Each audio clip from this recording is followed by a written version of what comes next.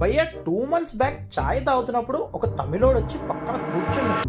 చాయ్ pay sub బాతే హో జాతే అన్నట్టు మా ఇద్దరికి అలా అలా మాటలు కలిసే. కానీ వాడు ఒక మాట అన్నాడు, మీ స్టేట్ కి క్యాపిటల్ ఏంటి భయ్యా అని.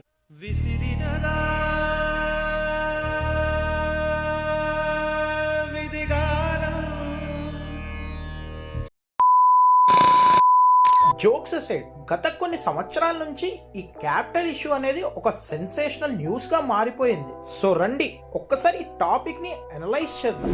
వీడియోని లాస్ట్ వరకు చూడండి, మీకు ఒక క్లారిటీ అనేది వస్తుంది. బట్ ఒక డిస్క్లైమర్, ఈ వీడియో అనేది కులాలు మతాలు గురించి అయితే కాదు. If you are expecting this, ఈ వీడియో మీకోసం అయితే కాదు. ఈ వీడియో ఒక మెయిన్ మోటో ప్రజలకి ఒక క్లారిటీ తేవడం కోసం మాత్రమే ఈ కేస్ స్టడీని మీ ముందుకి తీసుకొచ్చాం. సో భయ్యా నమస్తే, welcome back to the channel. First of all అసలు ఈ క్యాపిటల్ అంటే ఏంటి, ఇంకా ఎందుకు ఈ క్యాపిటల్ అంత ఇంపార్టెంటో అర్థం చేసుకుందాం రండి. యాక్చువల్ గా గవర్నమెంట్ ఫంక్షన్ అవ్వాలంటే గవర్నమెంట్ కింద కొన్ని పిల్లర్స్ ఉంటాయి. అవి లెజిస్లేటివ్, ఎగ్జిక్యూటివ్ అండ్ జ్యుడిషియరీ అనే 3 ఇంపార్టెంట్ పిల్లర్స్.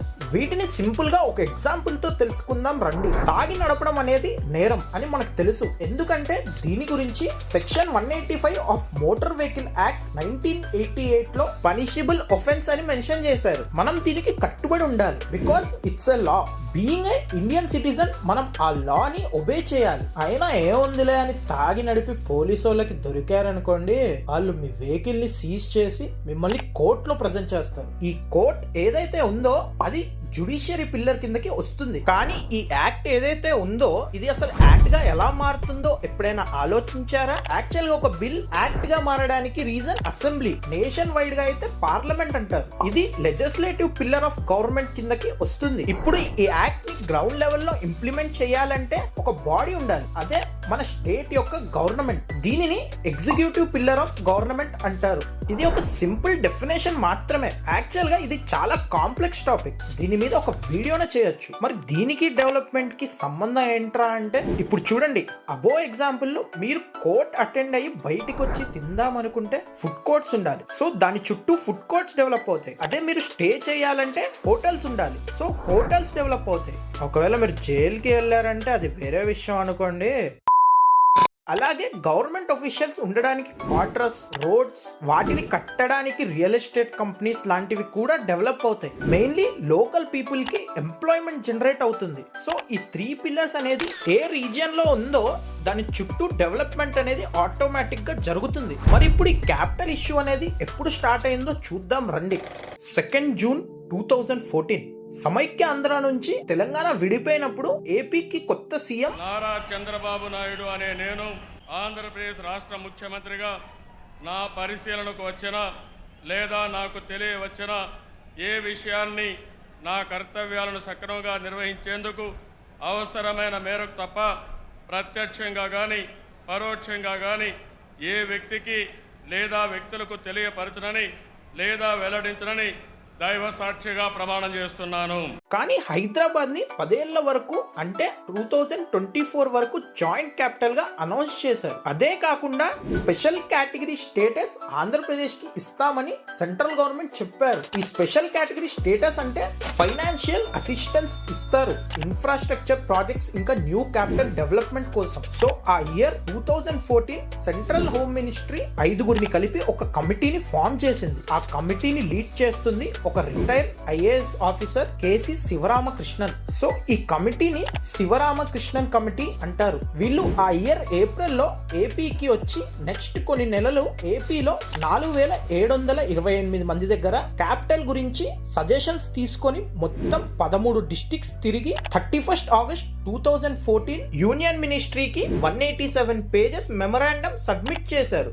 ఆ రిపోర్ట్ లో ఏపీని మొత్తం 3 రీజియన్స్ గా డివైడ్ చేశారు. అవి నంబర్ 1 ఉత్తరాంధ్ర, ఇందులో విశాఖపట్నం, విజయనగరం, శ్రీకాకుళం అన్ని కలిపి ఒక రీజియన్ గా కన్సిడర్ చేశారు. ఈ రీజియన్ లో ఆల్రెడీ చాలా industries, manufacturing hubs, technical institutions main గా పోర్ట్స్ ఉన్నాయి కాబట్టి డెవలప్మెంట్ కోసం ఈ రీజియన్ కి చాలా పొటెన్షియల్ ఉంది అని చెప్పారు. అదే కాకుండా కోల్కతా నుంచి చెన్నైకి వెళ్లే NH-16 ఈ వైజాగ్ నుంచి పాస్ అవుతుంది, అది కూడా ఒక హ్యూజ్ ప్లస్ అని చెప్పారు. Number 2 Rayalaseema arc. ఇందులో కర్నూల్, అనంతపూర్, చిత్తూరు, కడప రీజియన్స్ ని కలిపి ఒక రీజియన్ గా కన్సిడర్ చేశారు. ఈ రీజియన్ యొక్క main plus point strong railway network. So ఈ రీజియన్ కూడా డెవలప్మెంట్ కి కన్సిడర్ చేయొచ్చు అని చెప్పారు. బట్ ఈ రీజియన్ యొక్క మెయిన్ డ్రాబ్యాక్ ఏంటంటే ఈ రీజియన్ లో నీటి కరువు మరియు పవర్ సప్లై ప్రాబ్లం ఉన్నాయని హైలైట్ చేశారు. Number 3 Kalahasti spine. ఇందులో శ్రీకాళహస్తి, తిరుపతి, నెల్లూరు, చిత్తూరు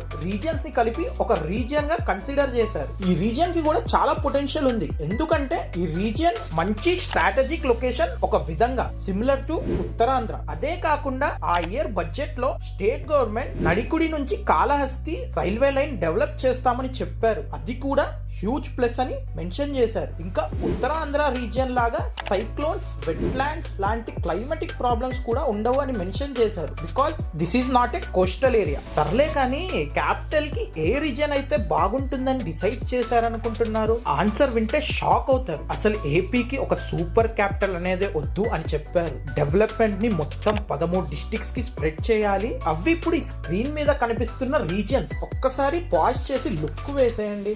కానీ చంద్రబాబు నాయుడు గారి విజనే వేరు. క్యాపిటల్ పవర్ ని స్ప్రెడ్ చేయకుండా ఒక సింగిల్ క్యాపిటల్ ని కడదాం, అది కూడా స్క్రాచ్ నుంచి. సో సెప్టెంబర్ 2014 ఏపీకి క్యాపిటల్ ని అనౌన్స్ చేశారు. దాని పేరు అమరావతి, సస్టైనబుల్ క్యాపిటల్ సిటీ.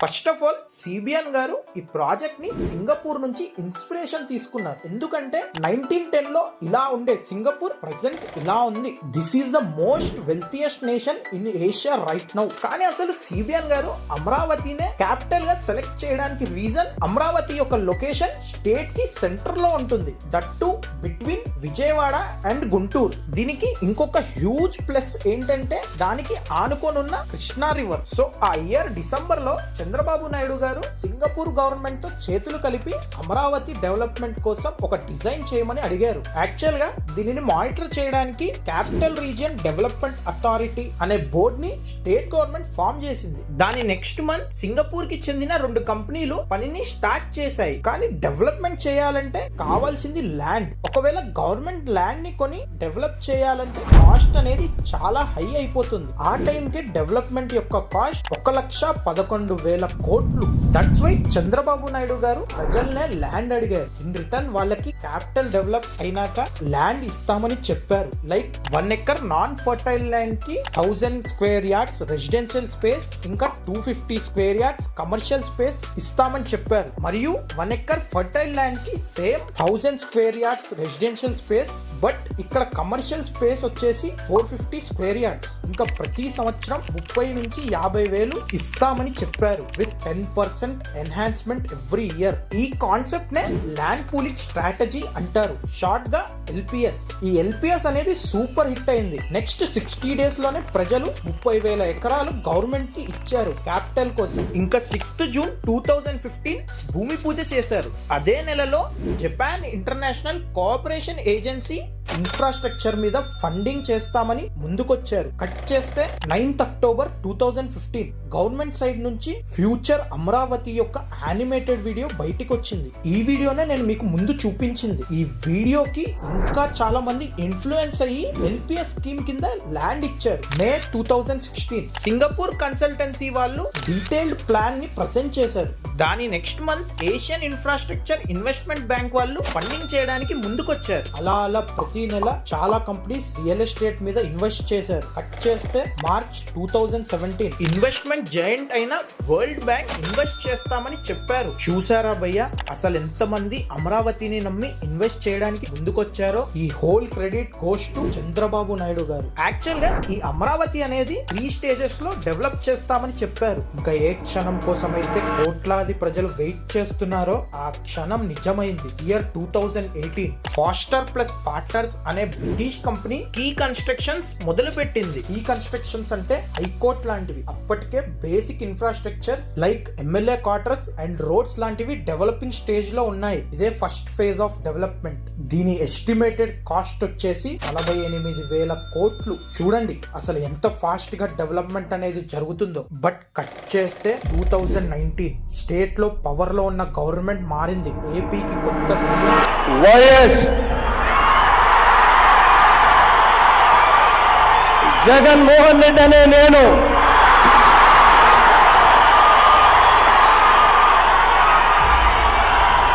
శాసనం ద్వారా నిర్మితమైన భారత రాజ్యాంగం పట్ల నిజమైన విశ్వాసం, విధేయత చూపుతానని, భారతదేశ సార్వభౌమాధికారాన్ని, సమగ్రతను కాపాడుతానని ఆంధ్రప్రదేశ్ రాష్ట్ర ముఖ్యమంత్రిగా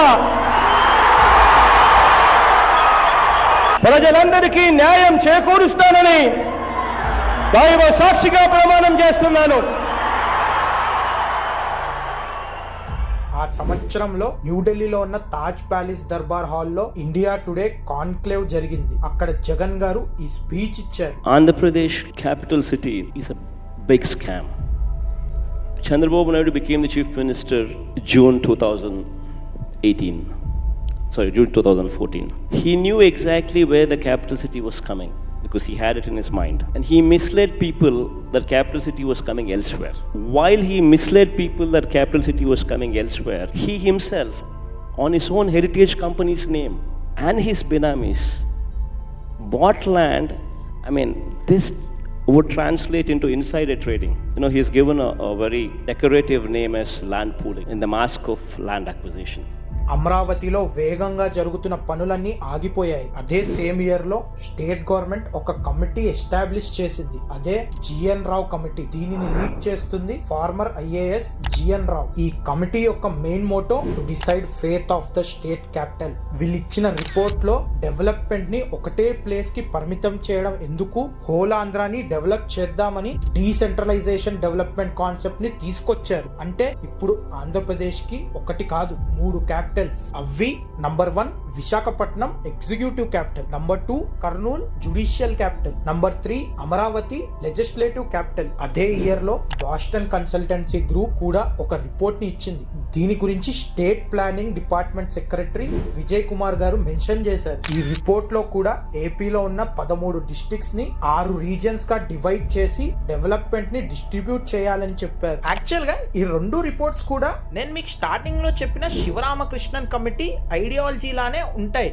Now getting back to the topic, December 2019 chief minister YS Jaganmohan Reddy గారు ఆంధ్రప్రదేశ్ కి 3 క్యాపిటల్స్ అని అనౌన్స్ చేశారు. దాని నెక్స్ట్ ఇయర్ ఈ 2 రిపోర్ట్స్ ని బేస్ చేసుకొని AP decentralisation and inclusive development of all regions act ని అసెంబ్లీలో పాస్ చేశారు. 31 జూలై కల్లా గవర్నర్ అసెంట్ కూడా వచ్చేసింది. ఈ యాక్ట్ లాగా మారిపోయింది. అంటే ఏపీకి 3 క్యాపిటల్స్ ఆల్మోస్ట్ కన్ఫర్మ్ అయినట్టే. ఇంకా అమరావతి డెవలప్మెంట్ కి ల్యాండ్స్ ఇచ్చిన రైతులు అందరూ అమరావతి పరిరక్షణ సమితి అనే ఒక గ్రూప్ ని ఫామ్ చేసి ప్రొటెస్ట్ చేయడం మొదలు పెట్టారు.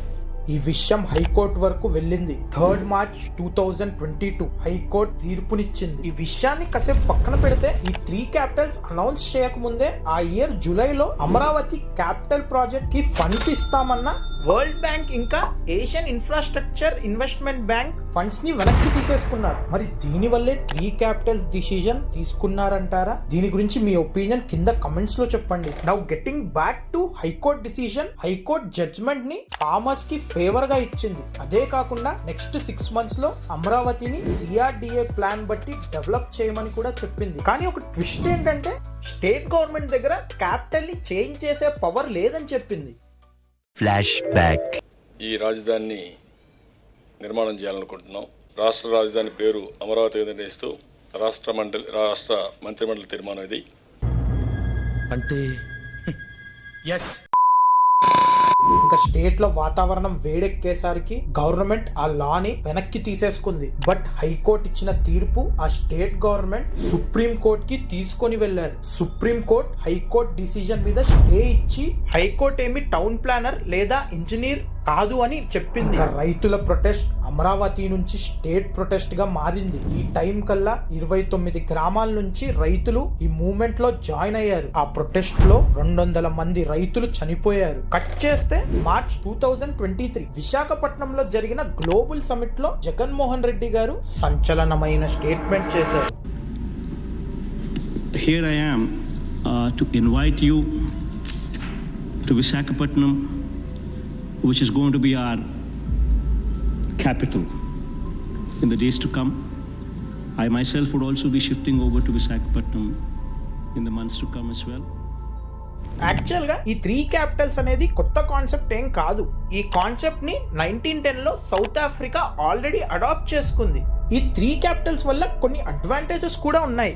లైక్ నంబర్ 1, గవర్నమెంట్ పవర్ అనేది ఓన్లీ ఒకటే రీజియన్ కి సీమితం అవ్వలేదు. నంబర్ 2, ఈ 3 క్యాపిటల్స్ చుట్టూ డెవలప్మెంట్ అనేది జరిగింది. నంబర్ 3, ఈ డీసెంట్రలైజ్డ్ గవర్నమెంట్ వల్ల అడ్మినిస్ట్రేషన్ ఈజీ అండ్ ఎఫిషియెంట్ అయింది. బట్ ఈ కాన్సెప్ట్ వల్ల డ్రాబ్యాక్స్ అనేవి కూడా ఉన్నాయి. లైక్ నంబర్ 1, ఇక్కడ 3 క్యాపిటల్స్ కాబట్టి డెవలప్ చేయడానికి చాలా హై కాస్ట్ అవుతుంది. నంబర్ 2, జ్యుడిషియల్ క్యాపిటల్ వేరే చోట ఉన్న ప్రాబ్లం లేదు, కానీ ఈ ఎగ్జిక్యూటివ్ ఇంకా లెజిస్లేటివ్ క్యాపిటల్ క్లోజ్ గా ఆపరేట్ అవుతాయి. ఒకవేళ ఇవి రెండు దూరంగా ఉంటే గవర్నమెంట్ స్టాఫ్ ఆ డిస్టెన్స్ ట్రావెల్ చేయడానికి చాలా టైం ఇంకా కాస్ట్ వేస్ట్ అవుతుంది. సింపుల్ గా చెప్పాలంటే చాలా లాజిస్టిక్ ఛాలెంజెస్ వస్తాయి. నంబర్ 3, ఈ 3 క్యాపిటల్స్ చుట్టూ సేమ్ టైం లో డెవలప్మెంట్ జరగడం అనేది కష్టం. సో ఈ 3 క్యాపిటల్స్ ని కన్సాలిడేట్ చేద్దామని ఇప్పటికీ సౌత్ ఆఫ్రికాలో చర్చలు జరుగుతూ ఉన్నాయి. మరి అమరావతికి ఏం డిసడ్వాంటేజెస్ లేవా అంటే చూడండి, ఈ క్యాపిటల్ సిటీని మొత్తం 53,000+ ఎకర్స్ లో డెవలప్ చేస్తున్నారు. బట్ ఈ 53,000 ఎకర్స్ లో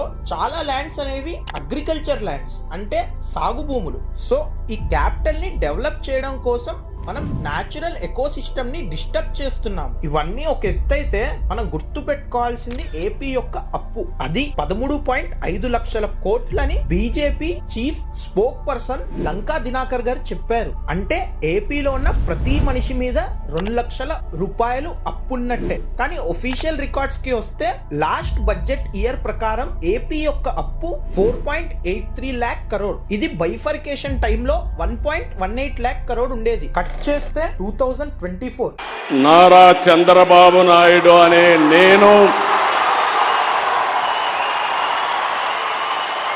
శాసనం ద్వారా నిర్మితమైన భారత రాజ్యాంగం పట్ల నిజమైన విశ్వాసం, విధేయత చూపుతానని, భారతదేశ సార్వభౌమాధికారాన్ని, సమగ్రతను కాపాడుతానని ఆంధ్రప్రదేశ్ రాష్ట్ర ముఖ్యమంత్రిగా నిర్వహిస్తానని దైవ సాక్షిగా ప్రమాణం చేస్తున్నాను. మళ్ళీ పవర్ లోకి వచ్చారు. రాగానే అమరావతిని రివైవ్ చేసి మళ్ళీ డెవలప్మెంట్ ని స్టార్ట్ చేస్తామని చెప్పారు. ఇంకా with in 2 years first phase ని కూడా కంప్లీట్ చేస్తాము అని చెప్పారు. మరియు విశాఖపట్నం ని ఫైనాన్షియల్ డిస్ట్రిక్ట్ గా డెవలప్ చేస్తామని మాట ఇచ్చారు. సో ఇవన్నిటికీ ఆన్సర్ రాబోయే కాలమే డిసైడ్ చేస్తుంది. సో ఇది భయ్యా ఈ రోజు వీడియో. కానీ దీని నుంచి మనం నేర్చుకోవాల్సింది ఏంటంటే పవర్ లో ఉన్న గవర్నమెంట్ ప్రజల యొక్క ఫేట్ ని డిసైడ్ చేస్తుంది. సో ఒక మంచి గవర్నమెంట్ ని ఎన్నుకోవడం మన బాధ్యత, మన హక్కు. బికాస్ గవర్నమెంట్ ఖర్చు పెట్టే డబ్బు మనది. అందుకే డబ్బులకి ఆశపడి మీ విలువైన ఓట్ ని అమ్ముకోకండి. ఫైనల్లీ ఒక మాట, వీడియో నచ్చితే ఒక లైక్ కొట్టి ఎలా అనిపించిందో కమెంట్స్ లో చెప్పండి. ఇంకా సబ్స్క్రైబ్ చేయకపోతే ఇలాంటి ఇంట్రెస్టింగ్ వీడియోస్ మిస్ అవుతారు. సో సబ్స్క్రైబ్ చేసి మాకు కొంచెం మోటివేషన్ ఇవ్వండి. మేము పడ్డ కష్టం మర్చిపోతాము. Okay thank you.